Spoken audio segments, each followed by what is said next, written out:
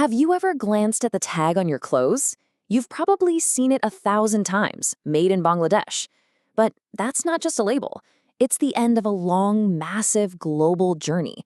Today, we're going to pull back the curtain on the wild economic model that makes it all possible. A system where, to become one of the world's biggest sellers, a country first has to become a massive buyer. Think about the shirt you're wearing right now. It has a whole life story, you know? It started somewhere as rock cotton, got turned into fabric, and traveled across oceans just to get to you. Every single piece of clothing we own is part of this huge, complex global supply chain. For a huge portion of the world's clothes, a major chapter of that story is written in Bangladesh. But here's the twist. The real beginning isn't what you think. It's not on the factory floor. It actually starts with a paradox. A country has to buy an incredible amount of stuff just so it can sell. To really get a sense of the scale here, just look at this number. In one recent fiscal year, Bangladesh pulled in over $44 billion in export earnings. Billion, with a B. That is a massive economic engine running at full throttle. So what's the fuel? Well, that brings us to the very core of how Bangladesh's economy works. It sounds kind of backwards at first, but it's the absolute secret to their success. A powerful import-to-export engine. The entire model, the whole thing, really boils down to this one simple but powerful idea. For Bangladesh to be a global export giant, it first has to be a global import giant. It's this fascinating paradox that drives their whole economy. And hey, don't just take my word for it. These numbers from the World Trade Organization, the WTO, make it crystal clear. Just look at that gap. The country imported over $30 billion more than it exported. Now, normally you might look at that and think it's a sign of weakness, but it's not. That's the price of admission. It's the cost of stocking the national factory with all the raw materials it needs. So what are they buying with all that money? Well, as you can see, it's not finished stuff like TVs and smartphones. It's the essential fuel for their manufacturing machine. We're talking industrial raw materials like cotton and chemicals, heavy machinery to set up the factories, and of course, the energy to power the whole operation. And all of this importing, all of this raw material, it all funnels into the one sector that really defines that Made in Bangladesh tag, the ready-made garment industry, or RMG as it's often called. And when we say it defines them, we mean it. Look at just how dominant this one sector is.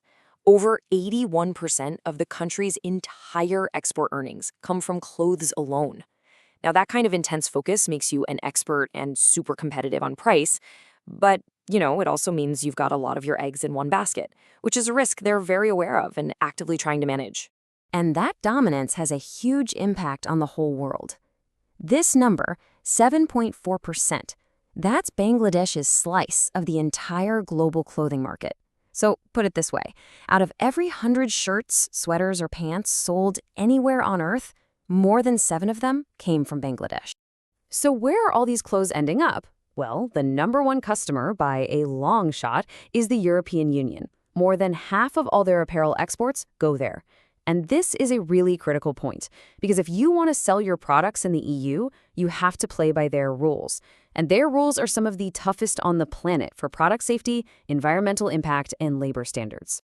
This brings us to the hidden machinery of global trade. See, it's not just about sewing machines and giant container ships. There is a whole complex system of rules and services that makes this whole thing possible. I mean, really think about that for a second. That journey is just mind-bogglingly complex. You've got money changing hands, all kinds of risks, and a literal mountain of paperwork. So how does it all come together without just falling apart? It works because of all these things you probably never think about, the quiet levers of trade. There's this entire ecosystem of services working behind the scenes. You've got shipping and logistics, the incredibly complex world of trade finance, insurance, getting products certified, all of it humming along just to keep the goods flowing smoothly. Yet now, in today's market, just being the cheapest isn't good enough anymore. Not by a long shot. This quote really gets to the heart of it. Buyers demand total compliance. They need proof that the products are safe, the factories are ethical, and the whole process is sustainable. For Bangladesh, getting there has been a decade-long journey, and it's completely transformed their industry. Now, that compliance is a key selling point. And all of this requires incredible discipline. This is basically the playbook that traders have to follow. It's a super structured process. You're vetting suppliers, managing contracts and payments, keeping tabs on production, making sure everything's ready to ship. And you have to get every single document perfect. One little mistake can cause massive, expensive delays. So, while apparel is the undisputed king right now, Bangladesh is already planning its next move. The country is looking ahead, trying to diversify and build up its next generation of major exports. This is the big question that international buyers and the country itself are asking. And the answer, more and more, is a definite no. They're taking all the skills and infrastructure that they built for the garment industry and are now pointing them at brand new sectors. And look at the exciting stuff that's starting to pop up. We're seeing growth in high-quality leather goods, light engineering, processed foods, and even tech services.